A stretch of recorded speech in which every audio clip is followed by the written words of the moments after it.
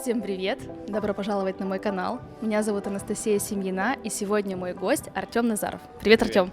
Привет. Про Артема я узнала из интернета. Для меня ты полиглот, так как у тебя написано на твоем канале.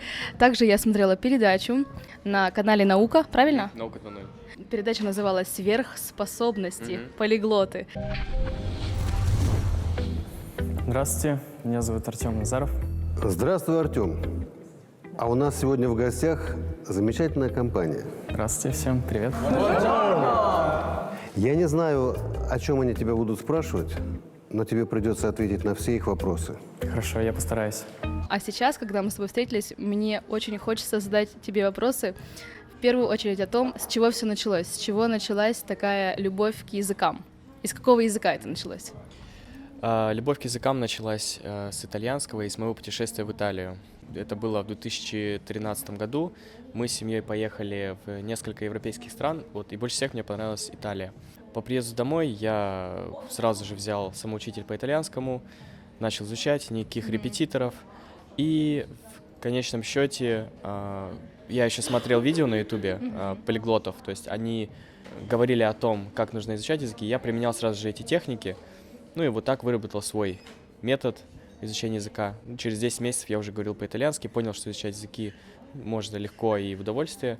И в дальнейшем начал другие языки изучать. А что это за техники? Это какие-то секретные техники? На самом деле все довольно логично. То, что нужно язык использовать, не учить его, а больше читать, больше слушать, больше общаться с носителями. То есть изучать язык не так, как его преподают в школах и университетах, в большинстве школах и университетах.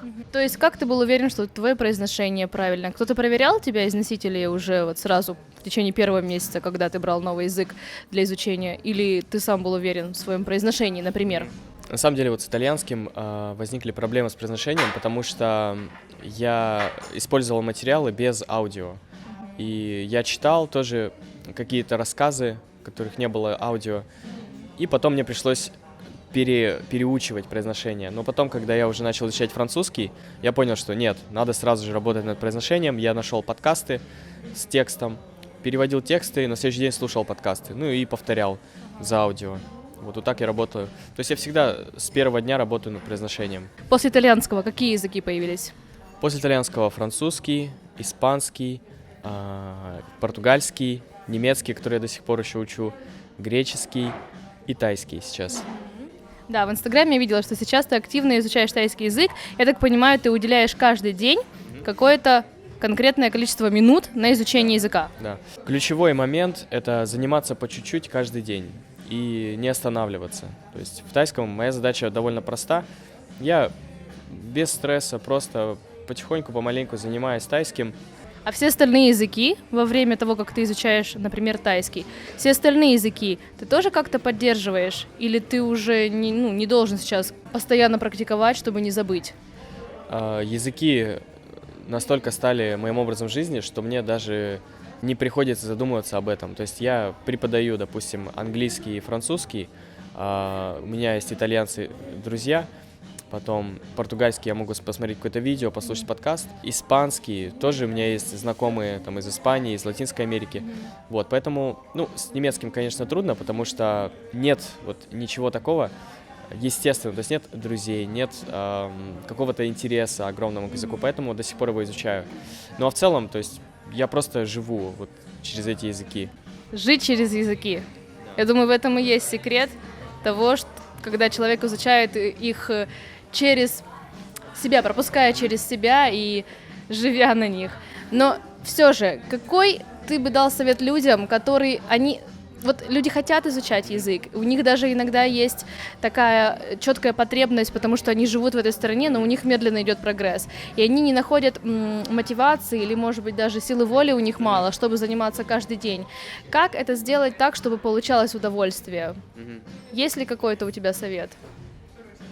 Я думаю, самое не то чтобы простое, но что дает больше всего, по крайней мере мне, мотивации, это общение с носителями. Человек будет говорить, что вот у тебя хорошее произношение, ты уже хорошо говоришь, и это будет мотивировать. И вообще ты поймешь, что ты, ну, не просто изучаешь какие-то там слова, просто ненужные какие-то данные, а ты изучаешь язык для того, чтобы общаться с человеком.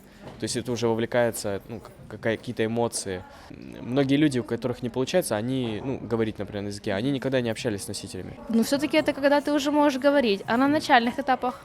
На начальных этапах, ну, немножко, допустим, отложить учебник по грамматике, какой-то самоучитель, посмотреть каких-то ютуберов, послушать музыку, попереводить ее. То есть именно использовать язык, вот как используют его носители.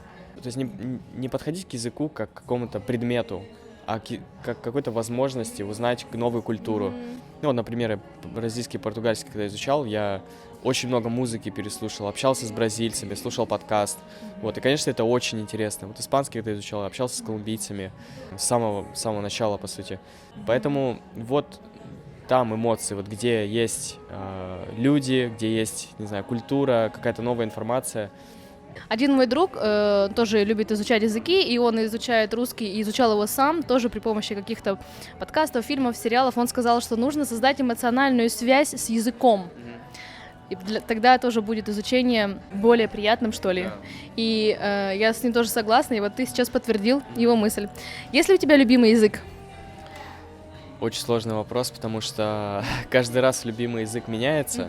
Ну, сейчас. Но сейчас Итальянский. итальянский, да. Я Сейчас думаю, да. мне очень нравится итальянский. Ну, вообще, это основа основ, потому что это именно первый язык был, который я начал сам изучать, и освоил его. Ну, у меня сейчас друзья есть итальянцы, я ездил в Италию 2 раза, вот, поэтому, да, скорее всего, итальянский. По звучанию мне нравится португальский, ну, и сейчас я активно занимаюсь еще английским, именно американским английским. А какие у тебя планы? Какие языки ты собираешься изучать в ближайшее время после тайского? Сейчас у меня на этот год планы, полгода я занимаюсь немецким до июля, потом остальные полгода занимаюсь греческим и параллельно изучаю тайский. Дальше это либо будет вообще эксклюзив, Это секретная информация? Никому ни слова. либо будет нидерландский, либо сербский. Ну, китайский я не уверен, но возможно будет китайский, потому что после тайского мне надо будет отдохнуть, мне кажется. Все, понятно. Спасибо за то, что поделился секретом. Спасибо тебе большое за такие прекрасные советы, за то, что поделился своими взглядами на то, как лучше изучать языки. Я думаю, это будет полезно всем зрителям. Спасибо большое. Пожалуйста. Спасибо за внимание. Пока-пока. Я буду стараться меньше говорить. Блин, да фламинго обрезается.